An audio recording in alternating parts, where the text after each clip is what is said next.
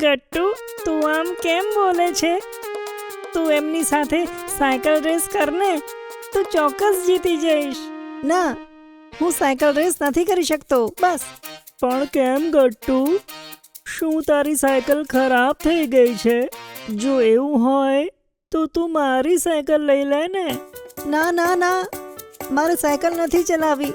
હું અહીંયાથી જઈ રહ્યો છું. અને પછી ગટ્ટુ ગુસ્સામાં ત્યાંથી જતો રહે છે. ગટ્ટુનો ડર.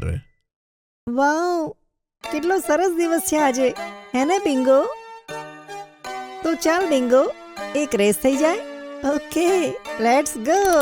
હુહુ, કેટલી મજા આવે છે. હજુ ફાસ્ટ ચલાવું છું. ઓહ, નો નો નો નો નો. અને ગટ્ટુ સામેના પુલ સાથે અથડાવાનો જ હતો. એવામાં ના. શું શું શું એક સપનું હતું? ગટ્ટુ ઘડિયાળમાં જુએ છે તો સવારના 7 વાગ્યા હતા. બાપ રે, કેટલું ડરામણું સપનું હતું. જો હું ખરેખર સાયકલ પરથી પડત તો મને કેટલું બધું વાગત. ગટ્ટુ સપનાને કારણે એટલો ડરી જાય છે કે ફરીથી તેને ઊંઘ જ નથી આવતી. તે ઉઠીને બ્રશ કરે છે, પછી કિચનમાં જાય છે. અરે ગટ્ટુ બેટા, રજાના દિવસે પણ આટલી જલ્દી કેમ ઉઠી ગયો? હા એ મમ્મી, બસ એમ જ. મમ્મી, શું હું તમારી હેલ્પ કરી દઉં? ગટ્ટુ, બાજુવાળા સ્ટોરમાંથી બ્રેડનું પેકેટ લઈ આવે છે તું? હું બધા માટે ચીઝ સેન્ડવિચીસ બનાવવાની છું. વાવ, ચીઝ સેન્ડવિચ હમણાં લાવું છું મમ્મી. હા, અને તડકો છે ને તો તું જલ્દી સાયકલ પર લઈને આવ. પણ સાયકલનું નામ સાંભળતા જ ગટ્ટુને અચાનક તેનું સપનું યાદ આવે છે. એ હું સાયકલથી નહીં જઉં, ચાલતા જ જતો રહીશ. શું? પણ મમ્મી કંઈ કહે તે પહેલા જ ગટ્ટુ જલ્દી ચાલતા ચાલતા શોપ પર પહોંચે છે અને થોડા સમય પછી પાછો આવે છે. કેટલી ગરમી છે, પણ સાયકલ પરથી પડવા કરતા વધારે સારું છે કે હું ચાલતો જ આવી ગયો. મમ્મીને ગટ્ટુનું બિહેવિયર થોડું અજીબ લાગે છે.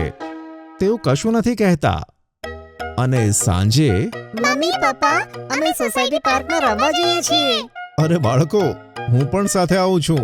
પાર્કમાં થોડી વોક પણ થઈ જશે. ઓકે પપ્પા. ગટ્ટુ, ચિંકી અને પપ્પા પાર્કમાં જાય છે. પપ્પા સેક્રેટરી અંકલ સાથે વોક કરવા લાગે છે અને ગટ્ટુ, ચિંકી તેમના ફ્રેન્ડ્સ પાસે જાય છે કે જેઓ પાર્કના કોર્નર પાસે ઊભા હોય છે. શું થયું ફ્રેન્ડ્સ? તમે અહીંયા કેમ ઊભા છો? રમતા નથી? હા ગટ્ટુ, પેલા પાર્ક તરફ તો જો. તેઓ આખા પાર્કમાં ફરી વળ્યા છે. શું? ગટ્ટુ, ચિંકી જ્યારે એ તરફ જુએ છે ત્યારે કેટલાક મોટા છોકરા પાર્કની બધી જગ્યા લઈને ક્રિકેટ રમતા હોય છે. તો હવે આપણે શું કરીએ? ક્યાં રમીએ? આપણે આપણા હક માટે લડવું જોઈએ. ચલો તેમની પાસે જઈને આપણે વાત કરીએ. પછી બધા ફ્રેન્ડ્સ તે મોટા બાળકોના ગ્રુપ પાસે જઈને કહે છે, શું જોઈએ તમારે? અમારી મેચની વચ્ચે કેમ આવો છો?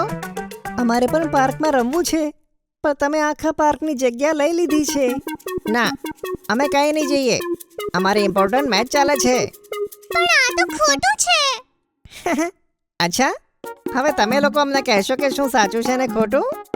તે રાહુલની વાત સાંભળી તેના બધા ફ્રેન્ડ્સ હસવા લાગે છે. અચ્છા, એક કામ કરીએ, એક કોમ્પિટિશન રાખીએ. એમાં એ જીતશે એ પાર્કમાં રમશે.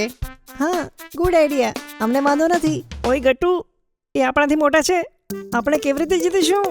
ટ્રાય તો કરવો જોઈએ ને મોન્ટી. સારું, પછી સાયકલ રેસ થશે. બોલો, કોણ કરશે મારી જોડે સાયકલ રેસ? સાયકલનું નામ સાંભળતા જ ગટ્ટુને તેનું સપનું યાદ આવે છે. શું સાયકલ? અરે વાહ! સાયકલ ચલાવવામાં તો ગટ્ટુને કોઈ ના હરાવી શકે. ધવલભાઈ, તે જ તમારી જોડે રેસ કરશે. શું હે ને ગટ્ટુ? અરે, આ ગટ્ટુ ક્યાં ગયો?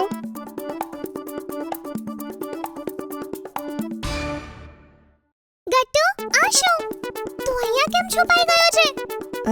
ના ના, હું સંતાતો નહોતો. એ તો મારો એક ઇમ્પોર્ટન્ટ પેપર ક્યાંક પડી ગયું હતું.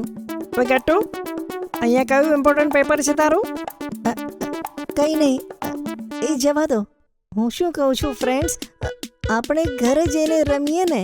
ગટ્ટુ, તું એમની સાથે સાયકલ રેસ કરને, પાક્કું જીતી જઈશ. ના ના ના, હું સાયકલ રેસ નથી કરી શકતો, બસ. પણ કેમ ગટ્ટુ, શું તારી સાયકલ ખરાબ છે? ના, મારી સાયકલ નથી ચલાવી, મારે અહીંયાથી જવું છે, બસ. ગટ્ટુ ગુસ્સામાં ત્યાંથી જવા લાગે છે. પેલી બાજુ રાહુલ અને તેના ફ્રેન્ડ્સ આ જોઈને હસે છે. લાગે છે આ લોકો પહેલાથી જ હાર માની લીધી. ચાલો ફ્રેન્ડ્સ, આપણે આપણી ગેમ રમીએ. ગટ્ટુ પાર્કથી બહાર તરફ જાય છે. એવામાં સામે તેને પપ્પા ઊભેલા દેખાય છે. ગટ્ટુ બેટા, શું થયું? કઈ નહીં પપ્પા. કંઈક તો વાત છે. મેં તમારા બધા બાળકોની વાત સાંભળી છે. તું સાયકલને અવોઇડ કેમ કરે છે? સવારે પણ તું તડકામાં સાયકલ પર જવાને બદલે ચાલતો ગયો તો. પપ્પા, એ તો એમ છે ને. હા બતાય, શું થયું ગટ્ટુ? પપ્પા, એકચ્યુઅલી સાયકલથી મને ડર લાગે છે. શું? તને સાયકલથી ડર લાગે છે? પણ ગટ્ટુ, તું તો ગ્રેટ સાયકલિંગ કરે છે. તારા ફ્રેન્ડ્સથી સૌથી બેસ્ટ. હા પપ્પા, પણ ગઈકાલે રાત્રે મેં એક સપનું જોયું હતું જેમાં હું સાયકલ પરથી પડી ગયો હતો અને મને ઘણું વાગ્યું. તેથી હવે સાયકલ પર બેસવાથી મને ડર લાગે છે. ઓહ, તો આ વાત છે. ગટ્ટુ બેટા, સપના હંમેશા સાચા નથી હોતા. ડર ભગાવવાનો એક જ ઉપાય છે કે તું તેને ફેસ કરે. યાદ રાખ, તારી હિંમત તારા ડરથી વધારે મોટી છે અને તું બહુ સ્ટ્રોંગ બાળક છે. પપ્પાની વાત સાંભળી ગટ્ટુની અંદર જોશ આવી જાય છે. હા પપ્પા, તમે સાચું બોલ્યા. હું એક સપનાથી હારી શકતો નથી. હું હમણાં મારી સાયકલ લાવું છું અને મારા ફ્રેન્ડ્સનો સાથ આપું છું. ગટ્ટુ જલ્દીથી ઘરે જાય છે. બહાર ઊભેલી સાયકલને તે જુએ છે અને પછી જલ્દીથી તેની ઉપર બેસી જાય છે. Let's go. Let's go bingo. Gattu cycle ચલાવવાની શરૂઆત કરે છે અને ધીરે ધીરે તેનો ડર દૂર થઈ જાય છે. પછી તે પાર્કમાં પહોંચે છે જ્યાં તેના ફ્રેન્ડ્સ દુખી થઈને એક બેન્ચ પર બેઠા હતા. પણ ગટ્ટુને જોઈને બધા ખુશ થઈ જાય છે. ગટ્ટુ આવી ગયો. એ પણ એની સાયકલ પર. યસ ફ્રેન્ડ્સ, ચાલો હરાવીએ તેમને.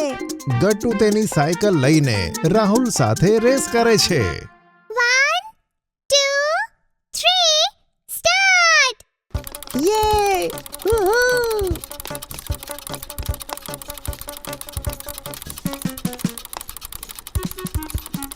અને જોત જોતામાં ગટ્ટુ રેસ જીતી જાય છે. યે! હુહુ! યે! ગટ્ટુ જીતી ગયો. કોંગ્રેટ્સ ગટ્ટુ, તું જીતી ગયો. હા, પણ ભાઈ, આપણે અહીંયા સાથે રમી શકીએ છીએ. કોઈને પણ પાર્કમાંથી જવાની જરૂર નથી. ગટ્ટુની વાત સાંભળી રાહુલ અને તેના ફ્રેન્ડ્સ સ્માઇલ કરે છે અને બધા એક સાથે રમવા લાગે છે. આ જોઈને દૂર ઊભેલા પપ્પા પણ સ્માઇલ કરે છે. આખરે ગટ્ટુએ તેનો ડર હેન્ડલ કરવાનું શીખી જ લીધું. જો તમને અમારી વાર્તા ગમી હોય તો પુન ટુન કિડ્સને લાઈક, શેર અને સબસ્ક્રાઇબ કરજો.